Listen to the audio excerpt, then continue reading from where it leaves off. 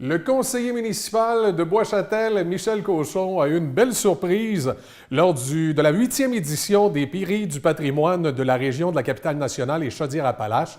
Il a été le premier récipiendaire du prix aux élus pour son implication dans la mise en valeur du patrimoine de la Côte-de-Beaupré.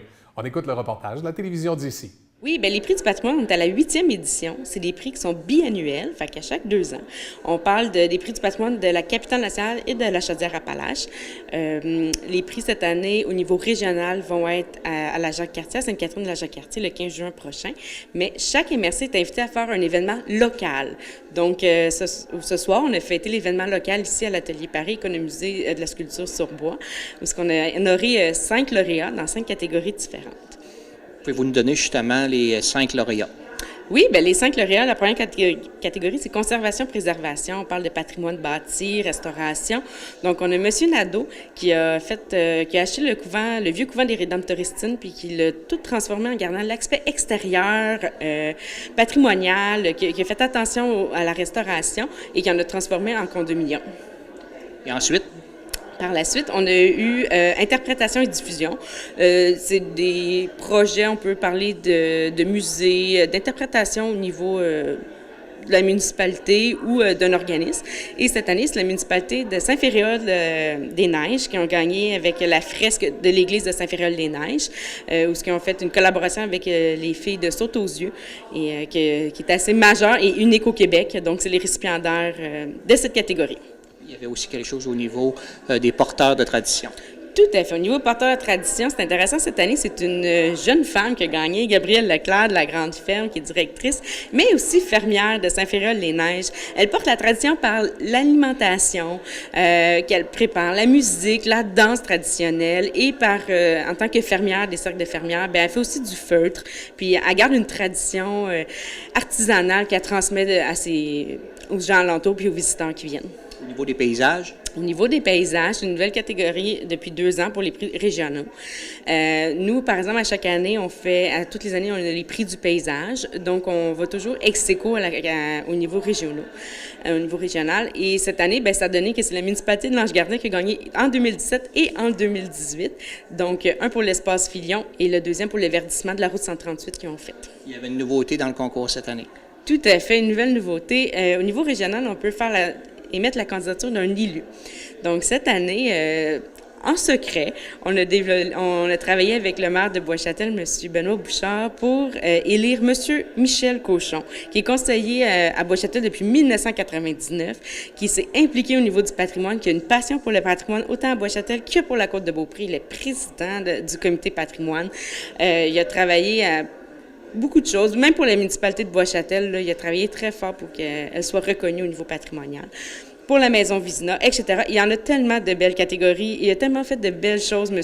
Cochon, que c'était primordial pour nous de le remercier puis de le reconnaître aujourd'hui comme élu au niveau du patrimoine. Merci, Mme Dubé. Merci, bonne journée.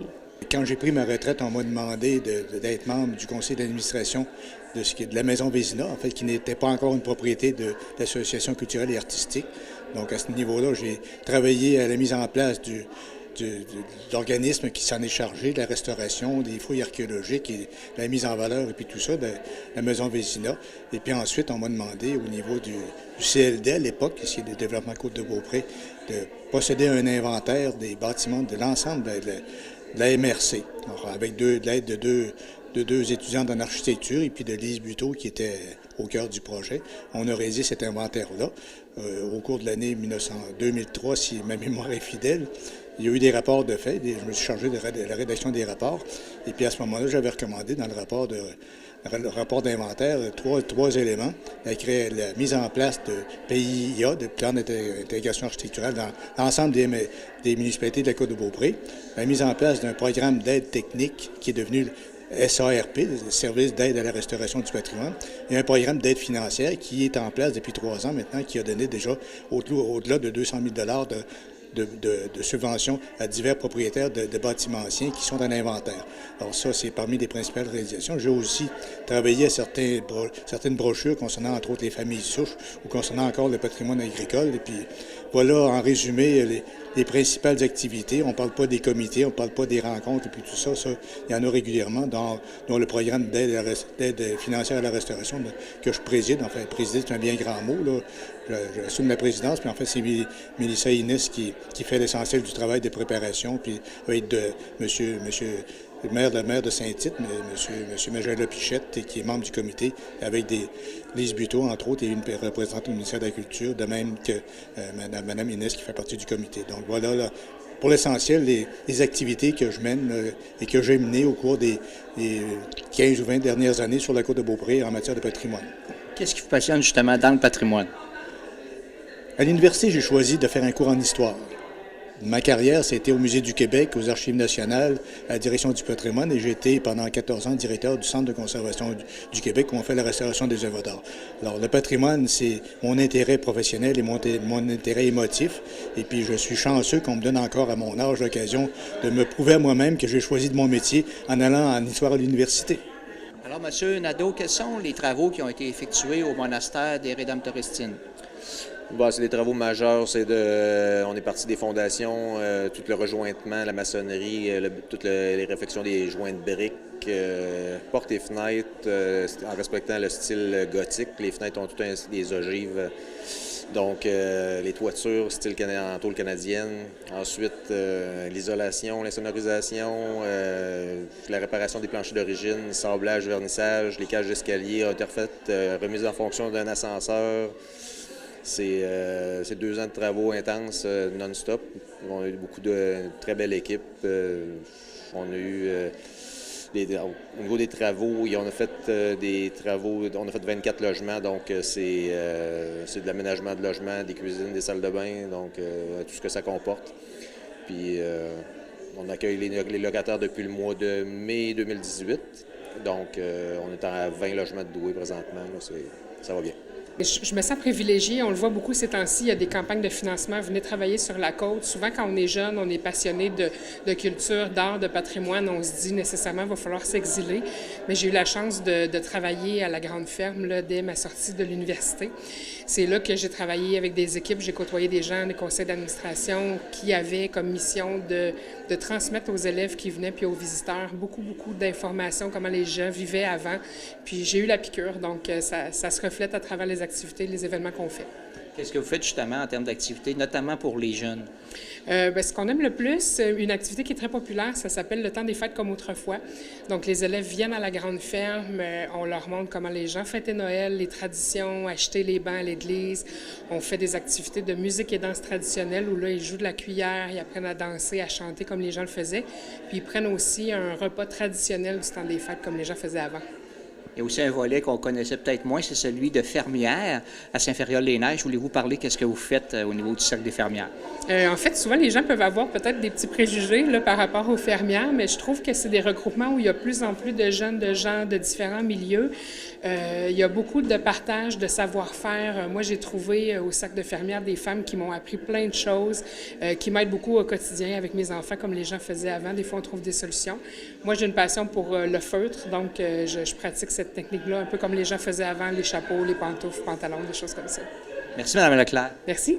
Alors, Mme Cormier, pourquoi avez-vous décidé au niveau de la municipalité de Saint-Ferréol-les-Neiges de donner ce cachet-là à votre église? Bien, ça s'est pas fait comme ça, là, en claquant des doigts. Là. Il faut comprendre qu'on était dans notre processus de réflexion, de revitalisation du village. Donc, tout était sur la table. On avait un comité de citoyens. On a fait une consultation publique. Puis, vous savez, le mot qui revenait des gens qui prenaient le micro pour nous dire « OK, on peut faire ça, on peut faire ça, on peut faire ça ». Mais ce qui revenait, là, les gens, ils disaient « OK, nous, là, ce qu'on veut, là, quand on rentre dans le village, on veut un effet « wow ». On veut quelque chose qui fasse que ça va être unique. Sur le coup, là, c'était pas nécessairement la fresque n'existait pas encore dans nos têtes, mais c'est ça que les gens, ils voulaient. Puis là, si tu fais comme, OK, donc, qu'est-ce que ça peut être? Ben oui, on a aménagé, on a fait un trottoir, on a rénové le presbytère, on a fait un jardin communautaire, tout ça, mais l'effet wow, c'est pas ça, là. Et c'est en jasant avec les filles de Sauter aux yeux que l'idée a germé. on parlait de carrément autre chose. Puis, à jaser avec eux autres, on a dit « Qu'est-ce que vous pensez de l'Église? » Il faut se souvenir quelle couleur elle avait, l'Église. Est-ce que vous vous en souvenez? Non, hein? L'Église, c'était la couleur saumon. J'étais plus capable.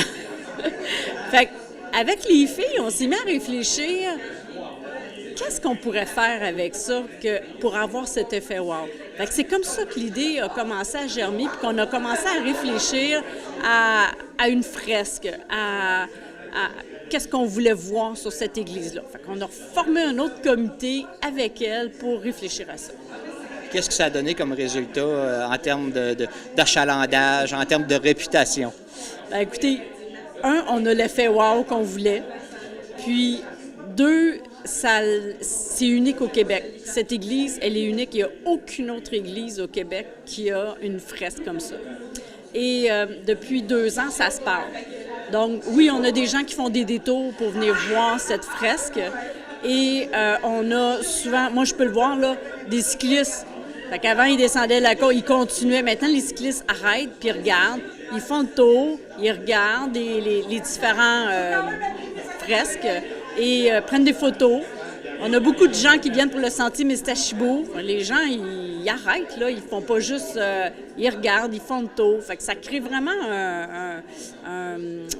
ça crée vraiment une dynamique dans le village, puis ça crée pour nos citoyens, bon, tu as les touristes, tu as les autres, mais pour notre population, bien, il y a vraiment un sentiment d'appartenance parce que ce qui est dessiné sur la fresque, ça représente un peu la vie d'hier à aujourd'hui de Saint-Féréol.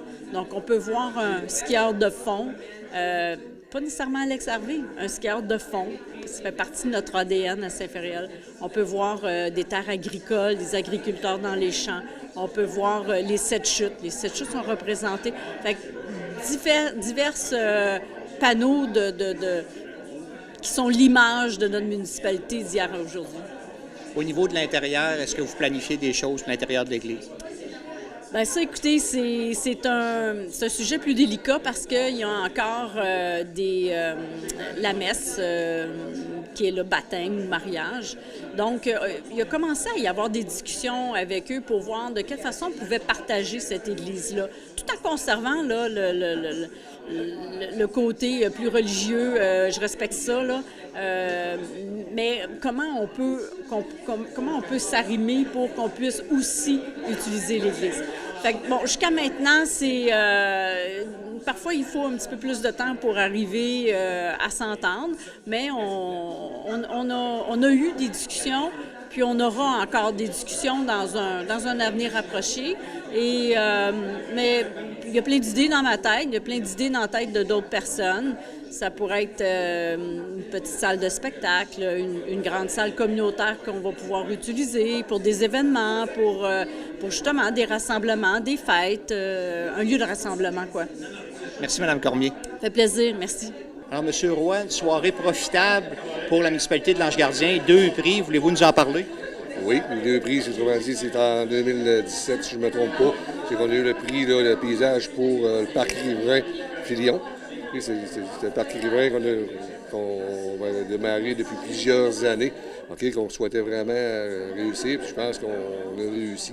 Parce que le parc riverain, oui, il a un prix ce soir, mais c'est pas le premier prix que le parc riverain a. Il y en a eu en 2017-2018, il y a eu le prix architectural aussi, le provincial qu'on a eu là, dernièrement. Et donc, je pense que c'est une réussite, ce parc-là, puis j'invite tout le monde à venir en profiter. Il va faire des pique-niques. Une belle descente de kayak qui descend jusqu'au fleuve. Puis il va y avoir des spectacles cet été en plus au parc riverain. Le soir, il y a qu'à suivre ça, aller sur le site Internet de la municipalité. Ça va être indiqué pour le monde qui désire participer. Deuxième prix? Deuxième prix, c'est le paysage pour les bordures du boulevard Saint-Onge. Donc, avec l'aide et la participation de tous les entrepreneurs qui étaient là, les bons ciments qui sont là, on a réussi quand même à embellir une grosse partie de la municipalité.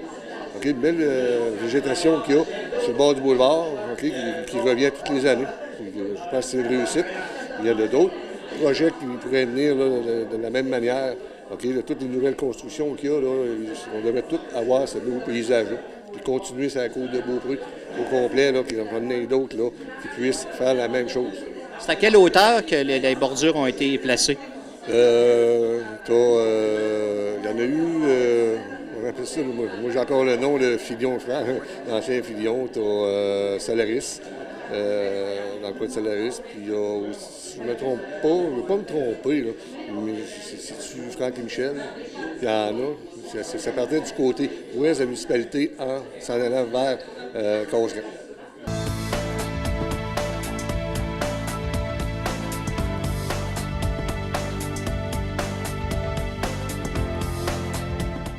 J'aime être avec des gens, j'ai besoin d'être avec des gens, alors j'ai beaucoup d'activités. C'était important pour moi d'arriver jeune.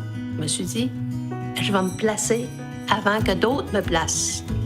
Les gens se parlent, les gens se saluent. C'est très beau, surtout que je suis au 4e, moi.